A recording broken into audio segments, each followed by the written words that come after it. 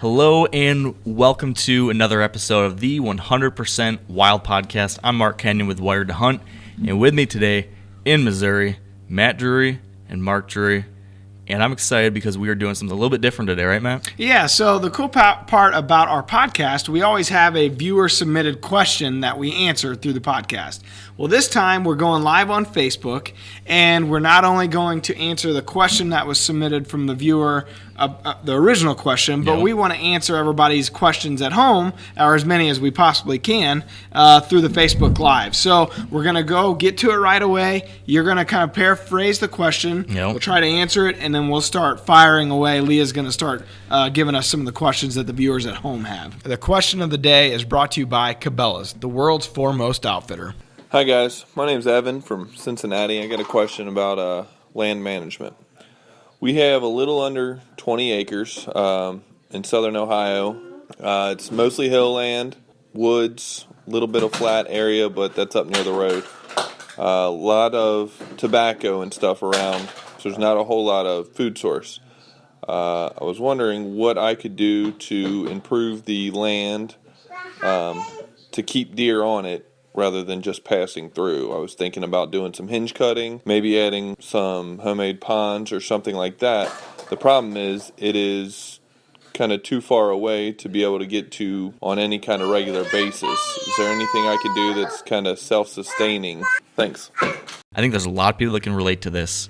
What kind of thoughts do you have about the And it is 20 acres, is that correct? I think you said just about 20 acres. So it's a rather small parcel, which is good enough to go kill a deer on, but I would say the number one thing he could do would be to limit intrusion. In other words, if you only have 20 to work with, it'd be real easy to make that 20 unappealing to a deer because you're on there too much. So the first thing I'm going to do is add food where I've got good access. On 20 acres, he probably only has one access point, would be my guess.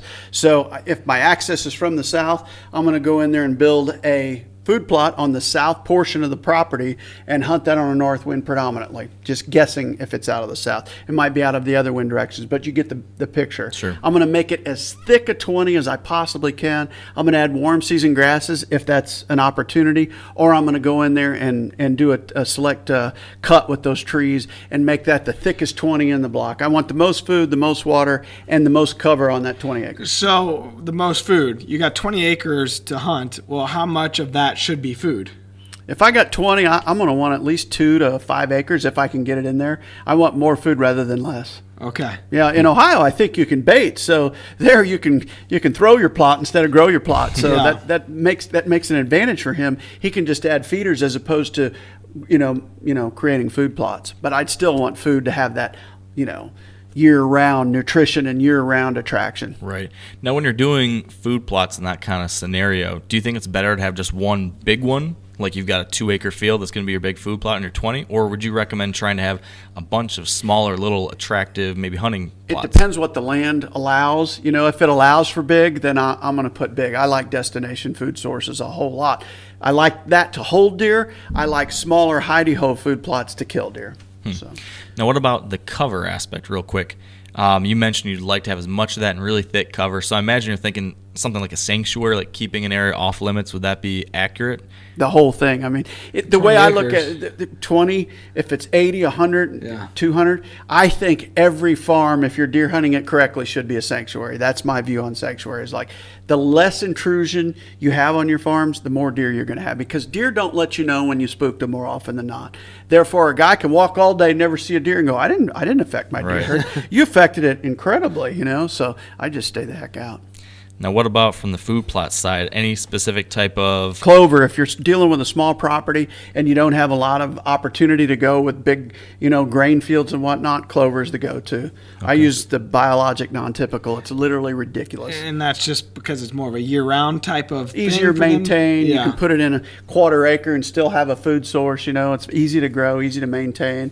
You can spray it a couple times a year, keep it very weed-free. That's the main thing with clover. You got to maintain it. You got to keep your pH right. You got to feed it with the right, do a soil test about every third year, make sure your lime's right, make sure all your nutrients are right, feed it and spray it, and it'll always do well for you. On the spraying, so we're sitting here, it's the beginning of July more or less. How late into the game can you spray a clover plot? I spray in May and then again in September, October, spring and fall. Okay. Yeah. Are you mowing them too?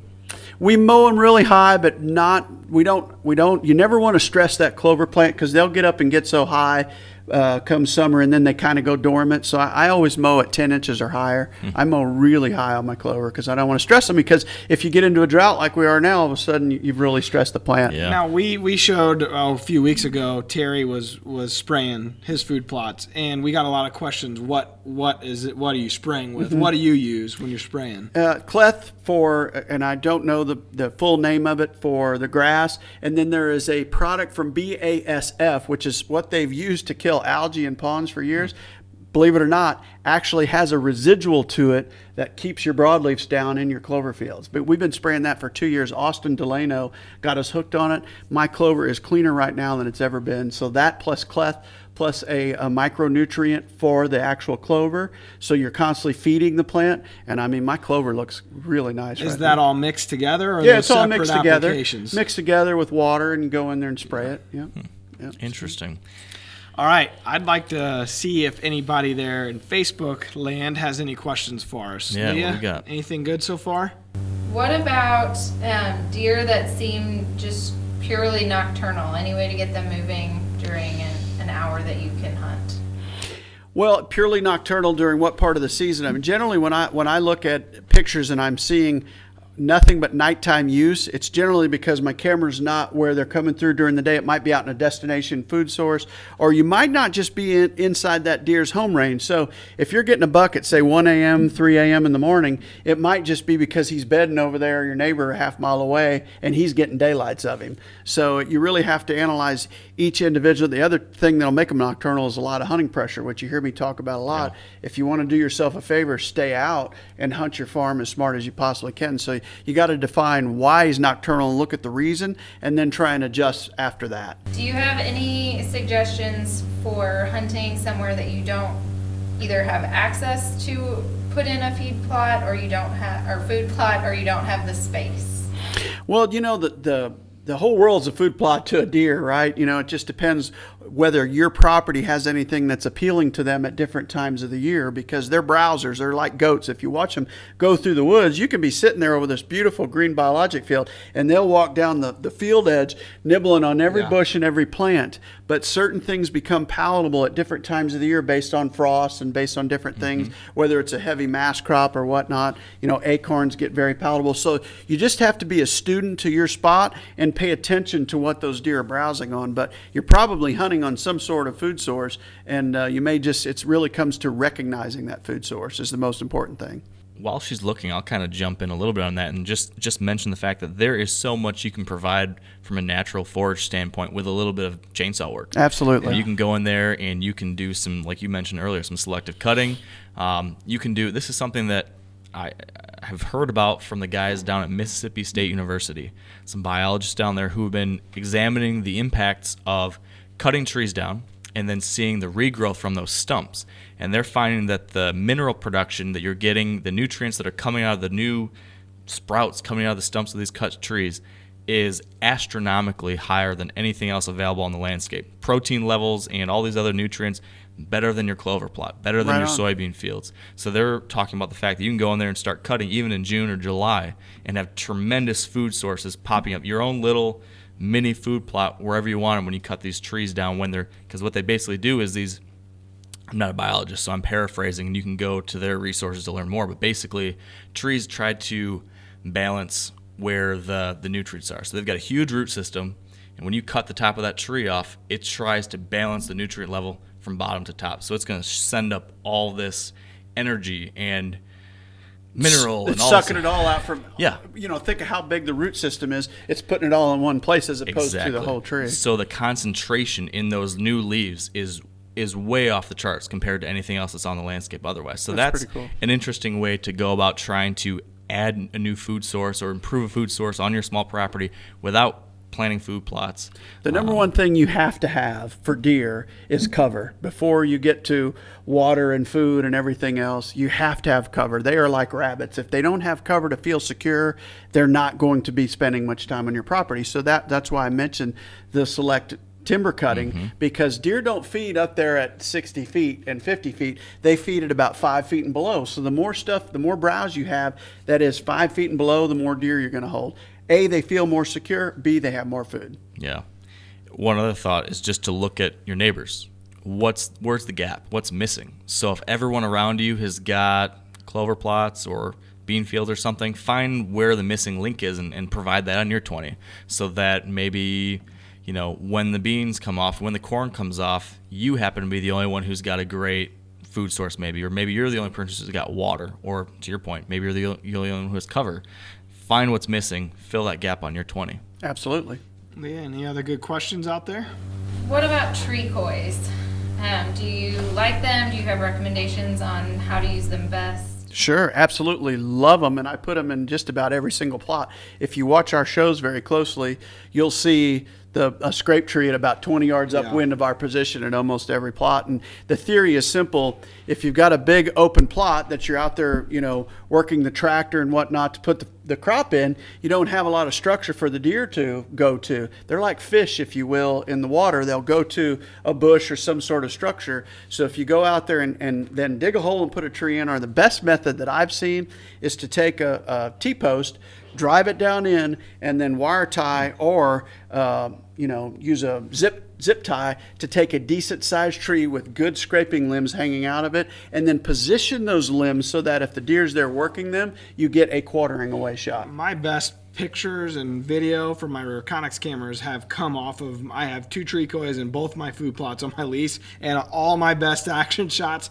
come from both those spots. Whether it's daylight or, in the middle of the night, they're hitting those spots. Absolutely. It's amazing. They are magic. One of of the best ways to kill a deer you can find. That you guys have done a lot is cut branches in the fields. If you are near timber, you're cutting all those other possible spots where they could be scraping or whatever. Yeah, eliminate all the others and get them coming to yours. Yeah. And sometimes I put 2 or 3 trees up to because if a buck walks out and he sees all these trees, or then he sees another deer around him, he's going to come straight to it. Yeah. Do you replace those every year so it's a fresh I do. tree I with want new a fresh leaves tree. and stuff? Yep. Okay. Replace them every year. Any particular species of tree do you find work best? Oaks seem to have those limbs that reach longer. They seem to give me the best scraping limbs. So inevitably, we're going to go for a young oak. Okay. And when do you want to have it out there by?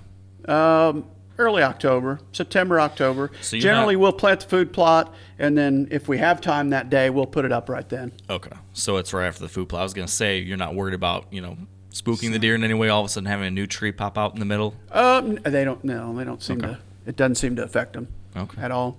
Do you need to be careful checking trail cams during the summer? Are you going to spook your deer for the fall?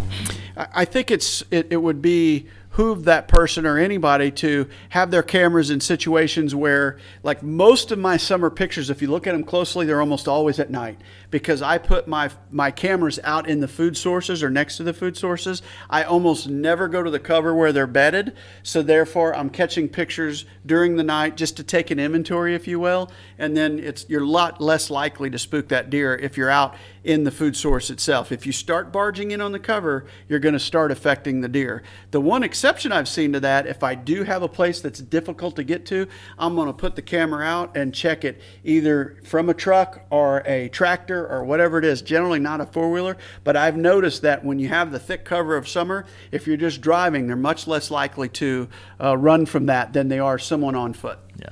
Now, why not the four-wheeler? Just the noise? I just don't like the noise. It probably doesn't affect them either. It's just my personal, because of the noise. It probably doesn't affect them either. They're much less likely to run from a motorized vehicle than they are a human walking. Yeah. The security cover is so tight because of all the cover. Their first line of defense is to stay put. And their second line of defense, when threatened, is to flee. Yeah. But their first line is to stay put. So you stay can hidden. Stay hidden. Yeah. I'll add to that question, asking, will it spook deer in the fall? I don't necessarily think that your intrusion in the summer is going to spook deer in the fall, but it certainly will limit the amount of repeat, performances for bucks coming back to those trail cameras in the summer. And patterns. If you're trying to get inventory in the summer, but you're going in there every 3 or 4 days, you're going to see fewer and fewer deer come to that location, limiting your ability to get that inventory. Yeah, big time. Stay out. It's the best thing you can do. Stay out till the time's right. You got to pick your shots. How do you best conquer changing wind directions? Well, and I wonder if he means swirling winds or a change in the wind course that day. There's two different answers to that question. If it is a low wind speed under 5, I call that a mess you up wind, because it's never out of the direction they call for. If they say it's out of the north at 5, you could forget it. It's going to be out of the south, east, west as well. So those are the times that I generally go very low in topography, or I will go where I have a blind where I can close the windows and keep my scent enclosed inside that. You see this a lot out of box blinds. The Muddy Bull, for instance, if you close that thing down on a light wind day, they're not going to smell you inside of that blind. However, if it is a day where you're calling for north winds till 7:30, and then you get a switch to the east-southeast or something like that, where it's a big wind switch, I'm just going to get down and go to another spot, or I will wait till it switches and then go to that preferred spot. I don't like to move around a whole heck of a lot. How late would you wait to make that move? No, so if it's a big switch like that, and you're like, I got it, this wind is not right, and you're set up for an evening hunt. Immediate. Like if it switches and you didn't know it from the predictor, if it switches, I get out of there immediately. The worst thing you can do is be set up with all the deer upwind or the bulk of the deer upwind, and you feel real confident about it, and all of a sudden the wind switches and it's blowing the wrong way. Get out of there, because you're doing a deer drive. I'm immediate. Like I react very quickly to it, and I bail. And I either go find another spot, or I go scout or do something else, but I won't sit there and let my wind blow over deer. I just won't do it. I can't do it. And that's regardless of time. So even if it's the last 20 minutes of daylight, regardless, you're out. I'm out. Interesting. As soon as it switches, I'm out. I always feel like I can't move. Like if it's the last 20 minutes or 30 minutes, it's like I'm scared to move. You know what I mean? Well, you're just affecting your deer movement for a future hunt. You know, you're educating them instead of them educating you. That's what just happened. Yeah. They're going to educate you because they're not going to smell you. But if you start letting them smell you, you're educating that herd. Yeah. Can you explain the moon phase and the rut, or is that a correlation, or does something else cause the rut? I think the rut happens at the exact same time every year. It's one of the reasons we did the show 13. I think the parts of the rut that get exposed have a lot to do with weather systems and moon. I think weather trumps moon. It's always the most important factor when it comes to seeing daylight activity by bucks. However, the moon can influence daylight activity a great deal. To simplify it, if you look at any month, whether it's the rut or October or December, if you look at any month on the calendar, if you look at the dark of the moon and you look at the week that precedes it or follows it, to me, that's the least amount of daylight activity I see to my own two eyes and on my cameras. However, if you look at the full moon and look at the week that precedes or follows it, that's the most daylight activity I see. I like the week leading up to the full moon for afternoon movement, and the week following the full moon for morning movement. And I know that's a long answer, but if you'll listen to that 2 or 3 times, you kind of get our general premise when it comes to the moon. Terry and I feel strongly about the moon's effect on deer movement. Yes, it does affect it. It can take a normal rut and make it really, really good with the moon phase, or you can take a good rut and turn it bad. And by good rut, I mean, really good temperatures where they should be moving, and all of a sudden, why are there no deer out? If it's dark of the moon, I just don't see the activity that I do on a full moon. And that flies in the face of what a lot of guys will tell you, but that is my gut feeling about the moon. I see and kill so many more deer in and around the full moon, it's not even funny. And weather trumps moon. Weather trumps moon. It's generally going to trump moon. But there are times, like on a dark of a moon, it's going to trump it just a little bit. I don't like the dark of the moon at all. It's interesting. I've been working on an article all about the rut, all about this topic, and in conversations with a biologist out of New York, who in some studies he was doing during grad school, he looked at car deer collisions in Kansas, and it was like 15,000 over the course of 10 years or something like that. And again, I'm paraphrasing here. But what he found is he took a look at when that full moon hits during the general rut time period, late October through late November, and then looked at how that might impact car deer collision rates. And what he found is that when the full moon hits in that general typical rut time frame of like November 5th through the 15th, there was no noticeable difference. It was what you would expect. When that full moon hit early, so late October, higher than average car deer collisions during that early time period. When the full moon hit later in November, you had a higher number of car deer collisions during the later part of November. So there was some kind of correlation to activity. Something there with that full moon, which I There think is no lends some doubt. credence to what you're saying. So, and it doesn't just say, okay, the rut happens earlier or later. It's whatever phase they're in gets exposed more, right? Because in my opinion, daylight activity gets exposed in and around the full moon. So if the full moon, like this year, I think it's November the 5th or 6th. 4th, okay, November the 4th, you're going to see a really great late October and then into the first 10 days of November. I think people are going to go, wow, it's a great rut, provided it's cold.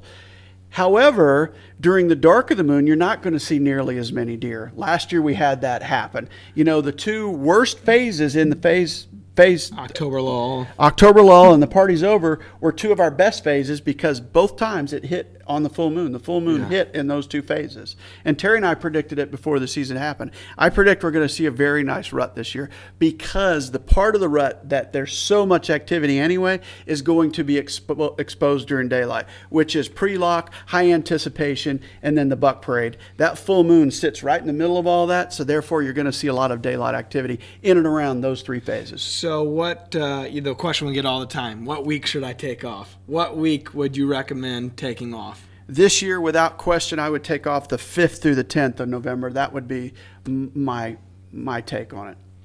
Now, we've talked a lot about all these different conditions in the past, how they affect influence in deer movement and whatnot. You mentioned earlier this spring or winter that you've been studying humidity as well and how that may or may not impact deer movement. Have you come to any conclusions out of that? Or my conclusion was it didn't affect it nearly as much as precip, temperature, wind speed, and barometric pressure. Not even close. I couldn't see a real correlation between it. A few days I was like, that's got to be the humidity doing this. But then I would blow that theory out later. So I didn't see a tremendous correlation between it and deer movement. Okay. Nothing close to barometric pressure. That's the number one. So, your rankings would be pressure over temperature or temperature first? Temperature first. It's got to be at norm or below, Yeah. and then pressure second. Then wind speed? Wind speed. And then moon?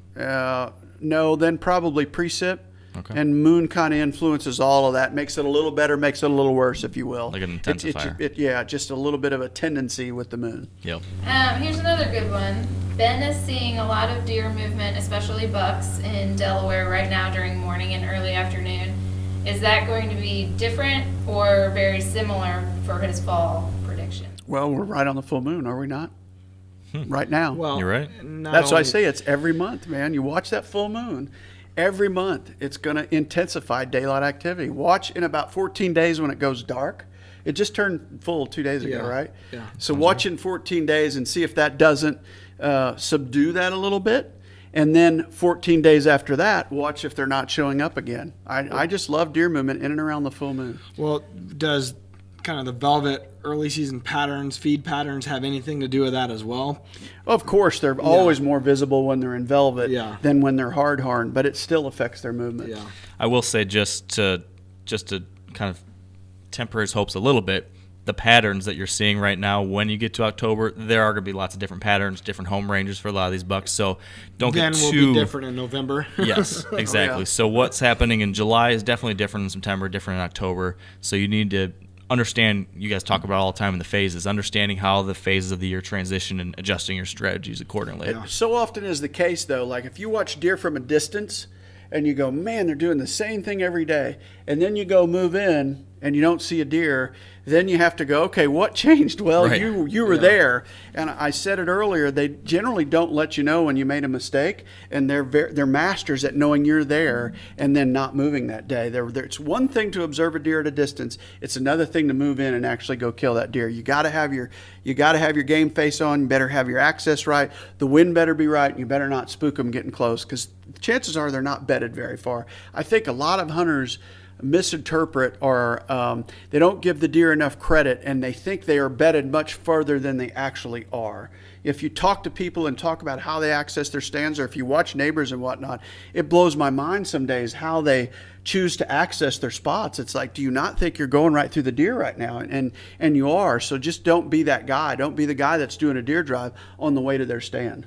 I appreciate you guys joining us. Make sure and check out the Drury Outdoors YouTube channel and get all of our podcasts, or you can also see them over on the Wired to Hunt hear them on the Wired to Hunt website. Yeah, we've got the audio version of the 100% Wild podcast. You can subscribe to those on the Apple Podcast app or the Stitcher app or Google Play.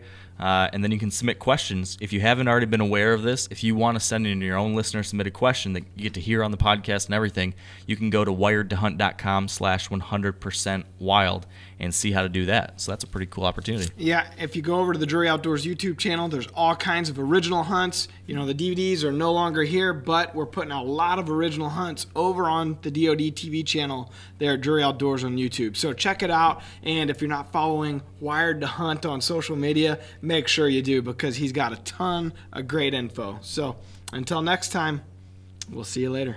Thanks for listening.